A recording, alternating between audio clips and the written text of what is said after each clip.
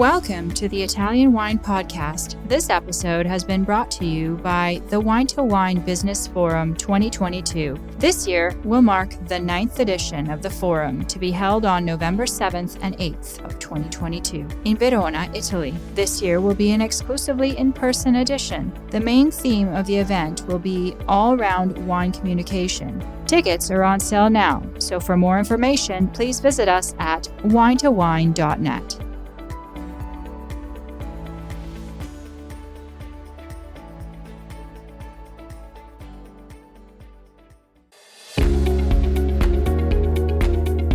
Italian Wine Podcast, a Wine2Wine Business Forum 2021 media partner, is proud to present a series of sessions highlighting the key themes and ideas from the two-day event held on October the 18th and 19th, 2021. This hybrid edition of the Business Forum was jam-packed with the most informed speakers, discussing some of the hottest topics in the wine industry today. For more information, please visit wine2wine.net and tune in every Thursday at 2 p.m. Central European Time for more episodes recorded during this latest edition of Wine2Wine Business Forum. Mr. Artem Lebedev.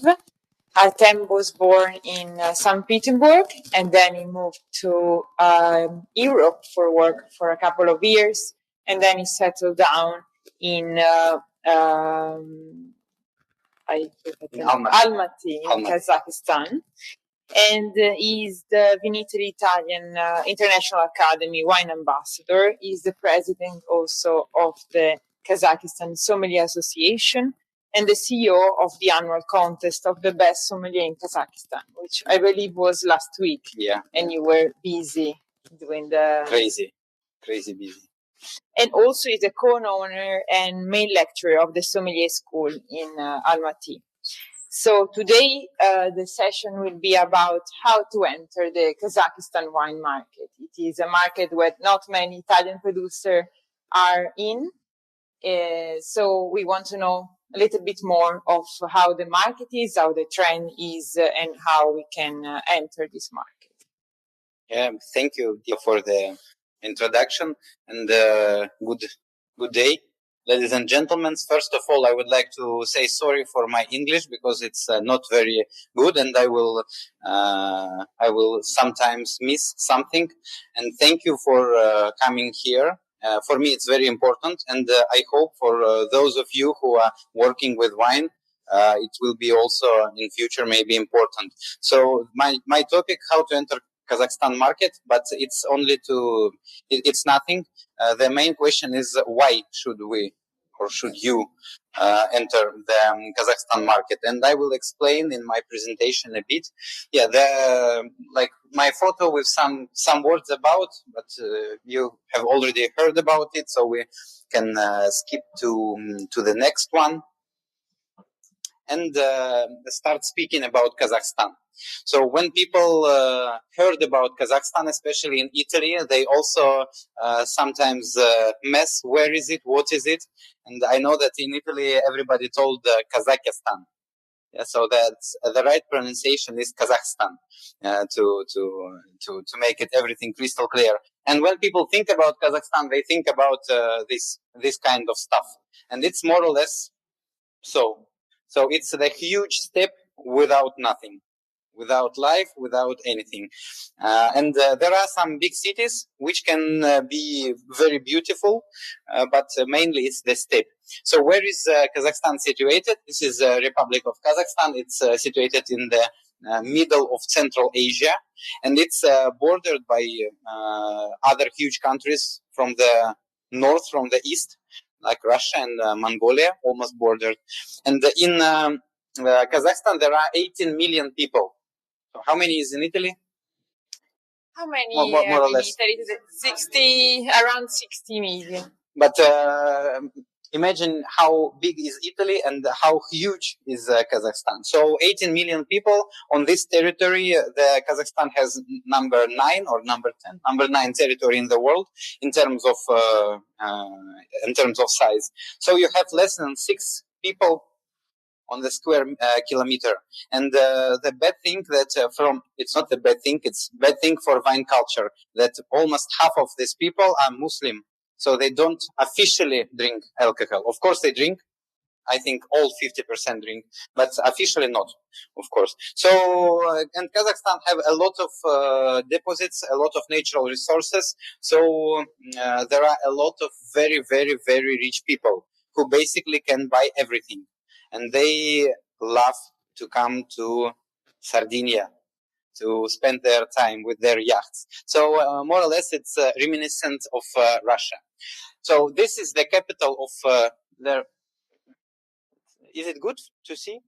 So this is the capital, new capital of Kazakhstan. It's the Astana or Nur Sultan. Nur Sultan is the name of the first president. So it's beautiful. It's a lot of light, and it's not like from the first picture with the steppe. So of course, all the wine consumption focused on this kind of cities, and all the wines are very good selling there, and also the spirits, of course. And if we speak, if we focus more on the wine, exactly on the wine market, we have the history traced back to the 6th, 7th century AD, but then they lost everything.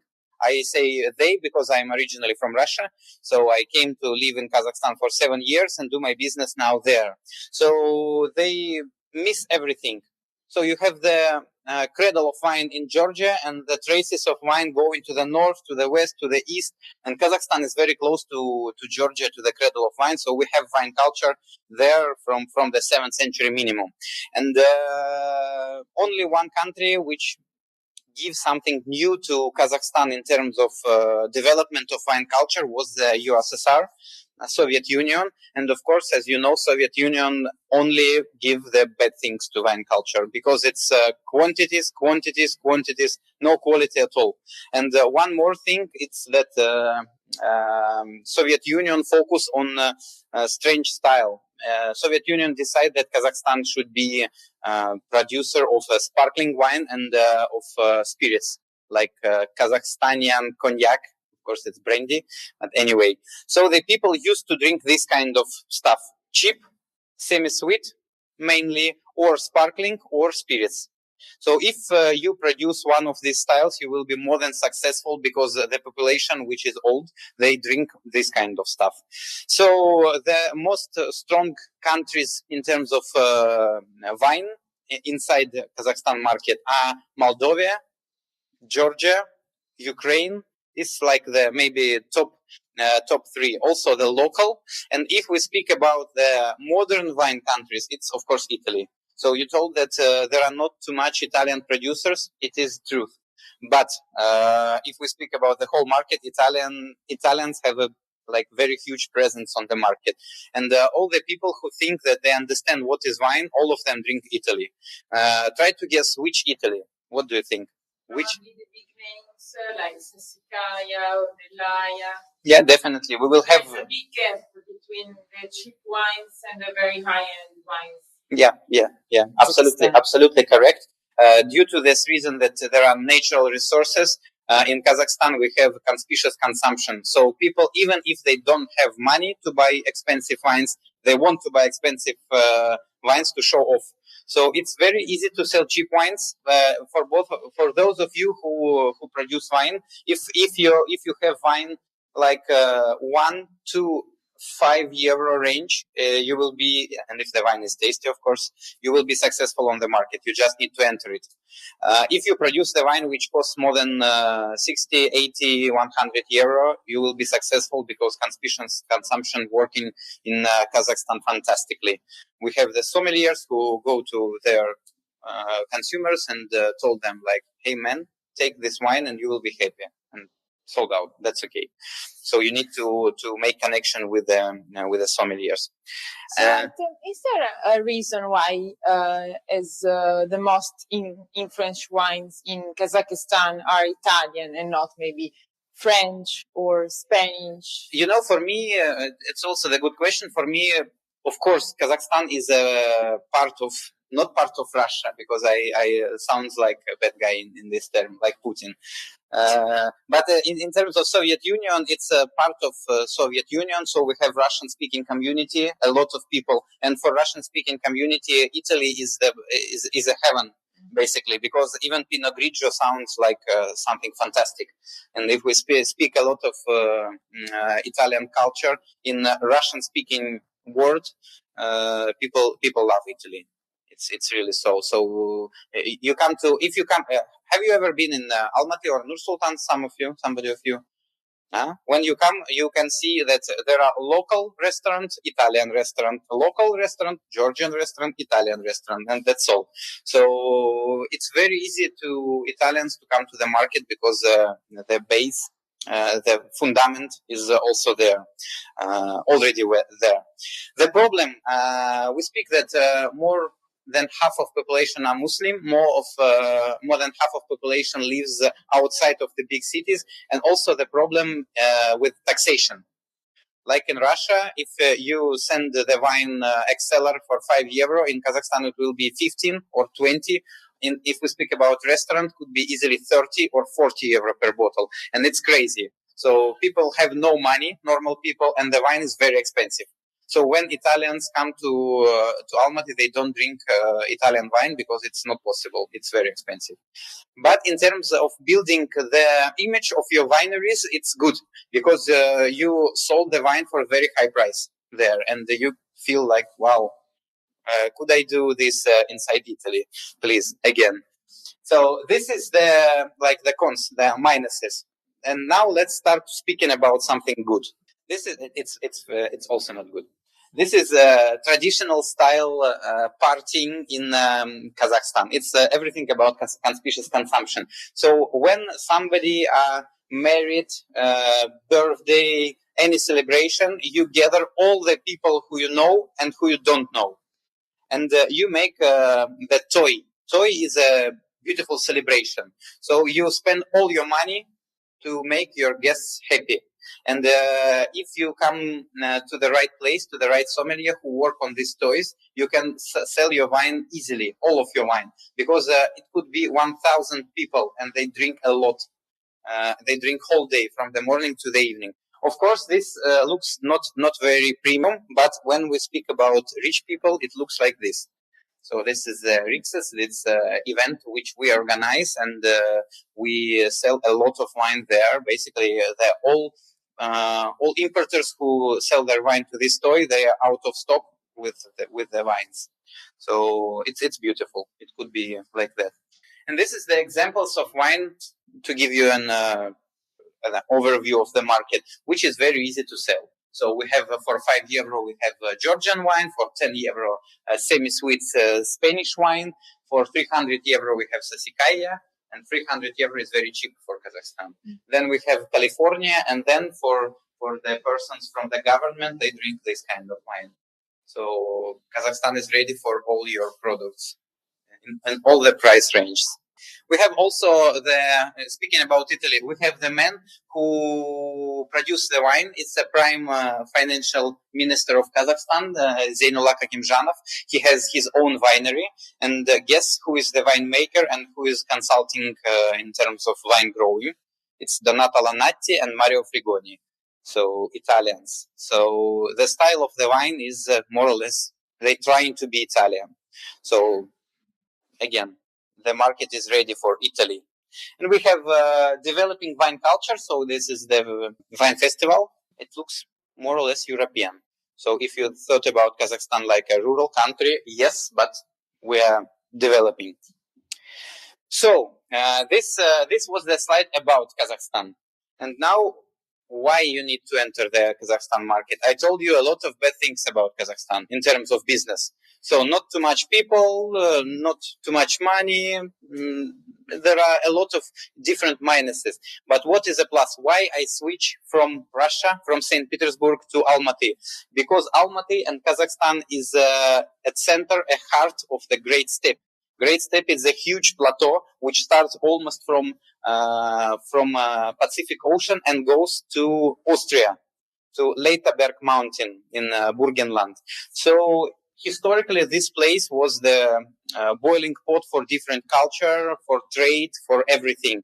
And if you can enter the Kazakhstan market, your neighboring countries like Uzbekistan, Kyrgyzstan, and Western China, Eastern Russia, Azerbaijan, Mongolia, and all of these countries are not developed yet in terms of wine.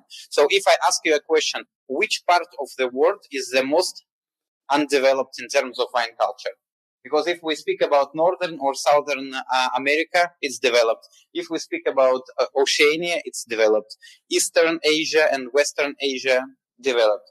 Maybe northern part of or central part of Africa is not developed. But again, that Central Asia is one of the exactly places which you can focus now and receive some profit later.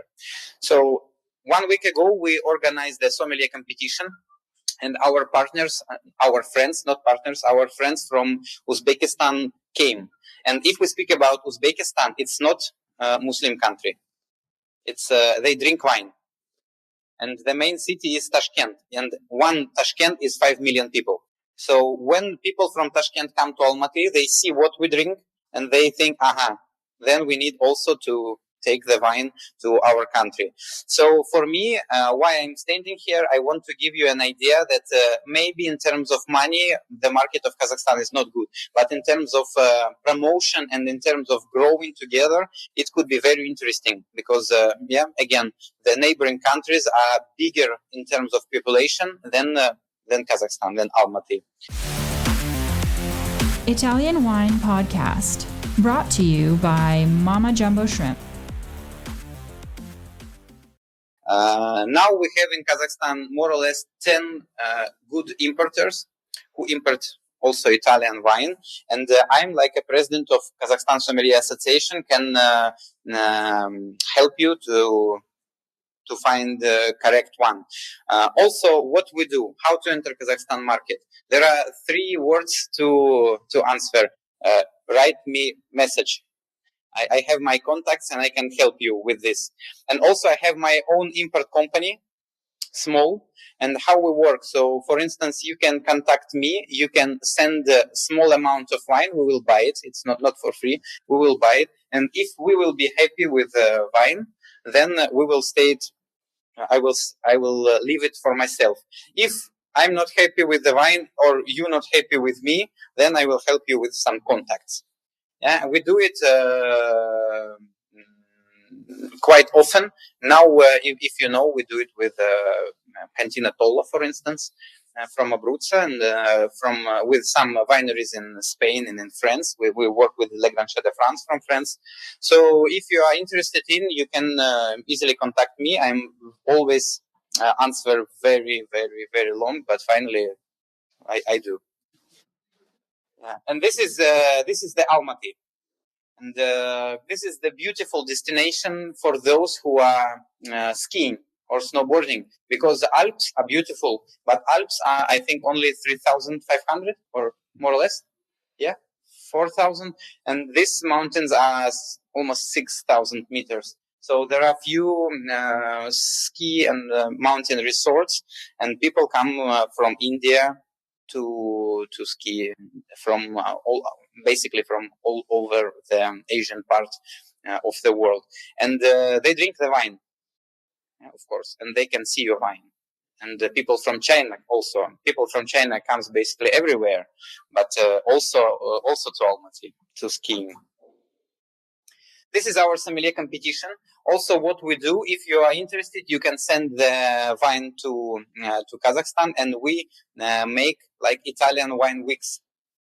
So in the morning, we teach sommeliers what is Italian wine. Because for me, I'm a professional educator, and for me, it's the easiest way to sell something is to teach about it. So when we first time speak about I don't know, maybe Sardinia, about Vermentina di Gallura, people like it. Now we speak about anything else, and people start asking importers, are there on the market? And if not, importers start think, okay, sommeliers ask, then we need to take it from Italy. That's more or less so. And you can see that it's beautiful. We also love Italian water, and they are partnering us. And this is the photo from the last sommelier competition. So it looks quite nice. And if you, frankly speaking, I remember, frankly speaking, if you choose the correct person in terms of Kazakhstan, you will be more than happy. Don't expect huge sales, but expect the promotion. So we do competition every year. We do Italian wine weeks every year. We do different academies of different grape varieties, etc., etc. And if you have a previous bad experience with some importers from Kazakhstan, forget about it, because now there are companies who are really good. And ICE helps us a lot and connect with those importers who are more interesting. So we have like Monte Bianco company, which is very dynamic, and you can write it down. It's like Mont Blanc. And we also have Eco Trade company, which is also focused on good Italian wine selection. And we have Alma Wine company. Alma, it's an apple, and Almaty is the birthplace of apples and probably of cider. We hope so. So these three companies very active in terms of sales of Italian wines. So yeah, highlighting everything for me. What is Kazakhstan? I told you, why do you need to enter? Not only because of Kazakhstan, but because of the huge territorial neighboring Kazakhstan. And if you need any promotion, you can write me a message, and we can discuss how it's possible to do. Of course, it will not be for free, but it will work definitely if you start and if the wine is good. So, are there any questions? I don't know. Thank you very much, Artem, for the very interesting presentation. Does anybody have any question? I just didn't want to, to speak a lot of information very slowly because everybody's sleeping. So I just wanted to give you an overview. What is it and how is it? And in terms of technical details, the Kazakhstan is the same like Russia. So if you work with Russia, the documentations is the same. Everything is the same. Kazakhstan and Russia are the same customs union, and also the Uzbekistan. So if your wine come to Almaty, it's easier to send it to Uzbekistan to try. So you can think that Kazakhstan could be like your hub in terms of further promotion. I have a question. Mm-hmm. How is the on-trade and off-trade market perceived in Kazakhstan? Do you find high-end labels in the off-trade? Yeah, thank you. It's a very good question. I forget to put the slide in the presentation. So in terms of supermarket sales and unspecialized shops, it's only possible to sell the wine with beautiful labels and very cheap. And it's better if it will be semi-sweet. So the Primitivos goes very well. Negra Amara and Susumaniela, no. In terms of Veneta, like all Ripasso, all Appassimento goes very well. Abruzza with residual sugar goes very well. People who buy the wine in supermarket, they don't like acidity at all. If your wine is acidic, forget about supermarket. If your wine has residual sugar, if your wine is very aromatic, that's okay, that's good. For me, it's a disaster that we still didn't have on the market Lacrima di Morra or this kind of stuff. Different aromatic red Malvasias, we still don't have. We have, but only a few, quite a few. But people like it. People drink it one time and ask could I buy the bottle? And if we're speaking about the restaurants, there are huge chains of Italian restaurants. They sell their wines kind of like Canti. And Asti, it's also very, very famous. And this kind of price category and style. And if we speak about specialized shops and restaurants, yeah, I'm like a president of Kazakhstan Sommelier Association. I'm trying to teach sommeliers to sell the good wines. So, for instance, you do not need to have anything to sell the Sasikaya, because Sasikaya sells them itself. But we try to give people some new products. Unfortunately for me, I'm very big fan of Barolo and Barbaresco and Taurazi, very big fan. And in Kazakhstan, it's very difficult product because it's acidic. It's has a lot of on the nose, non-fruit character, more focused on spices and other things. So it's very easy to sell. But Amarone goes very well. Brunello's and Super Tuscany goes very well. Marche become more and more popular, and you can be happy. In terms of percents, expensive wines sells only in specialized shops and in restaurants. And in terms of cheap wines, only in supermarkets. And supermarkets are very bad working.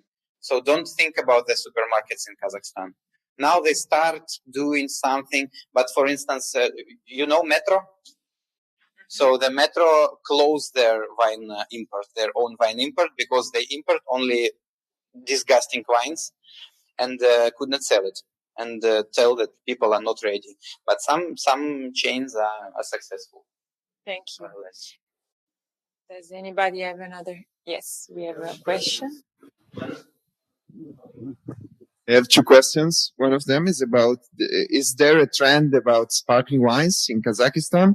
And the second question, is there some sensibility regarding, let's say, sustainable wines as a whole category, so including organic, biodynamic, natural wines, etc.? Very good question. Thank you.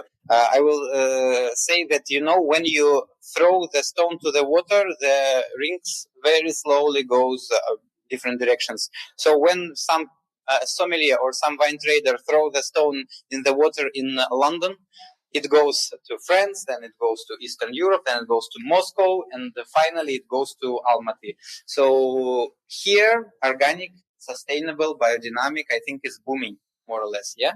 Am I correct? In Russia, definitely, because I was in Moscow 1 month ago. It's crazy. They have wine trading companies who work only with natural wines, In Kazakhstan, we're now in the direction that people searching for green label. It's not very trendy, but they're searching.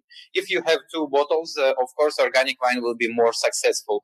But natural wine, biodynamic wine, it's not yet there. I'm drinking.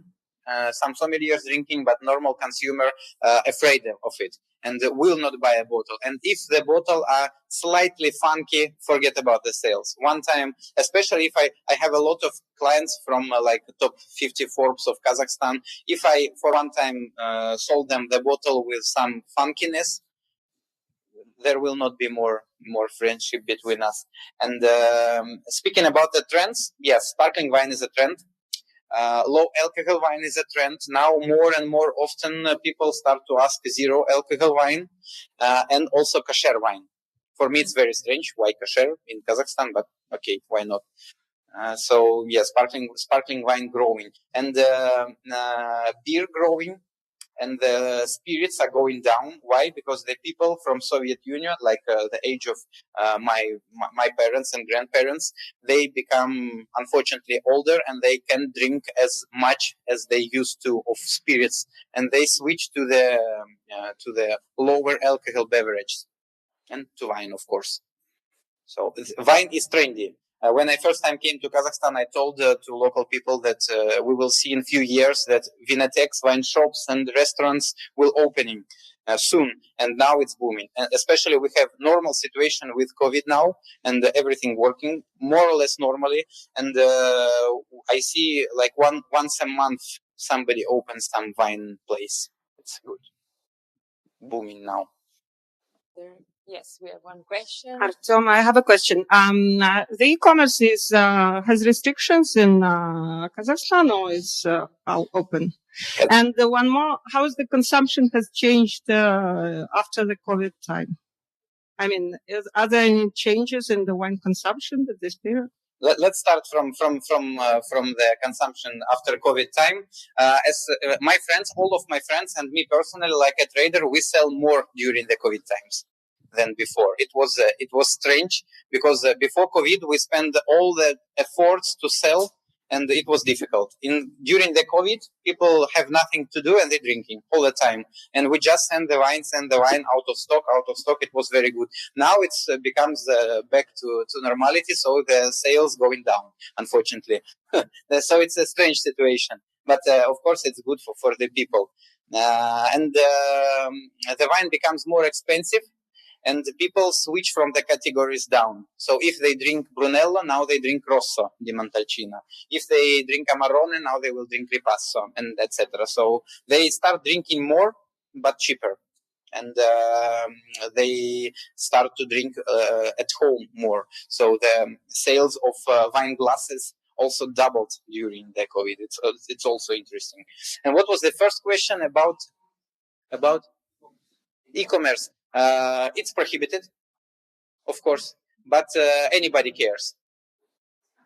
You can go to the internet and on Russian language write buy the wine, like Kupit vino в Almaty, buy the wine in Almaty, and you will find the internet,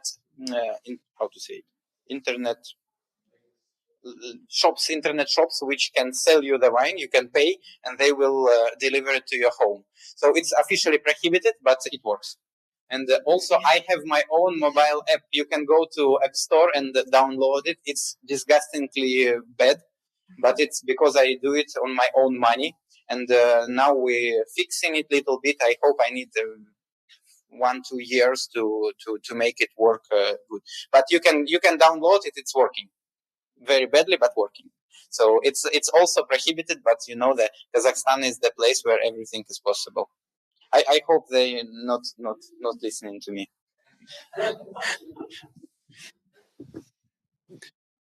Quanto è possibile vendere il metodo classico di buon prezzo, diciamo medio, alto, in Kazakistan?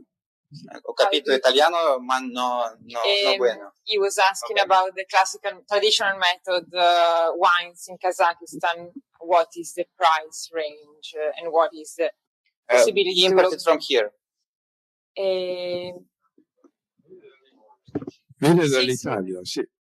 Yes, Italy. Imported from Italy. In terms of traditional method, it's very difficult. People don't understand it. So even champagne is a tricky category. So people with great pleasure spend a lot of money for Prosecco.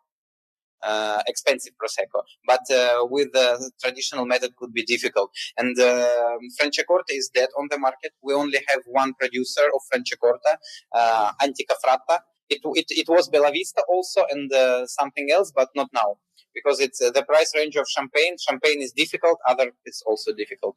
Ferrari feels very good, like Trento Doc, easy, more mild style, I would like to say. So it's possible. But Prosecco is booming, and some like from Emilia Romagna, some mild sparklers are also very good. Of course, historically, Soviet Union and after Soviet Union era drinks a lot of Lambrusca.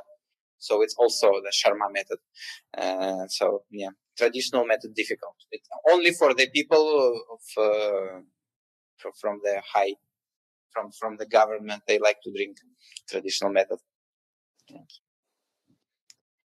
So all the import companies, they have minimum one brand of Prosecco in their portfolio. Minimum. Somebody have 3-4. Even me, I have one.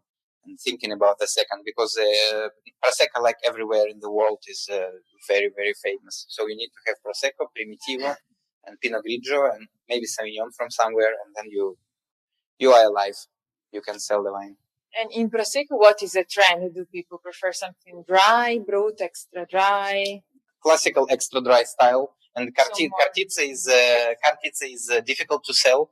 And if you give the people Prosecco brut, you will not buy again.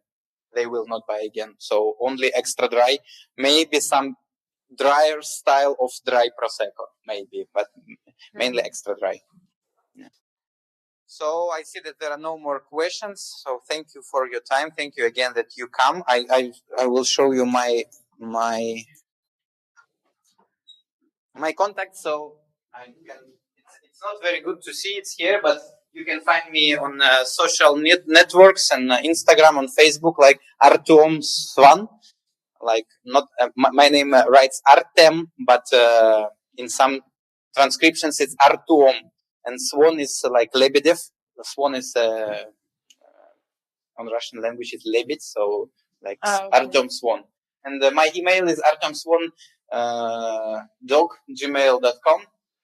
And I did not give my number, but you can send an email or write an Instagram maybe. I don't know how it's used. More useful for you.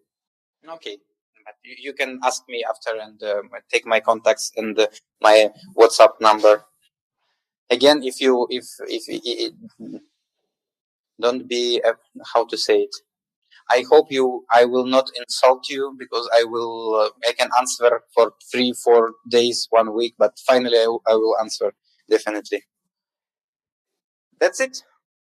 Thank you very much, and thank you.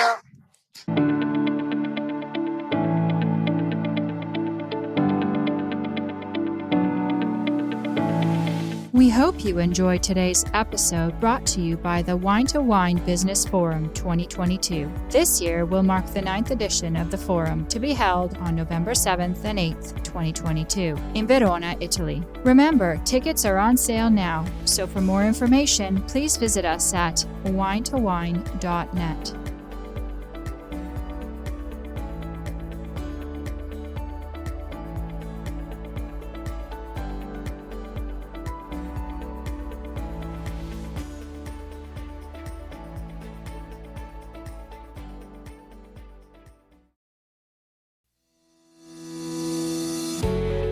Hi guys, I'm Joy Livingston, and I am the producer of the Italian Wine Podcast. Thank you for listening. We are the only wine podcast that has been doing a daily show since the pandemic began. This is a labor of love, and we are committed to bringing you free content every day. Of course, this takes time and effort, not to mention the cost of equipment, production, and editing. We would be grateful for your donations, suggestions, requests, and ideas. For more information on how to get in touch, go to ItalianWinePodcast.com.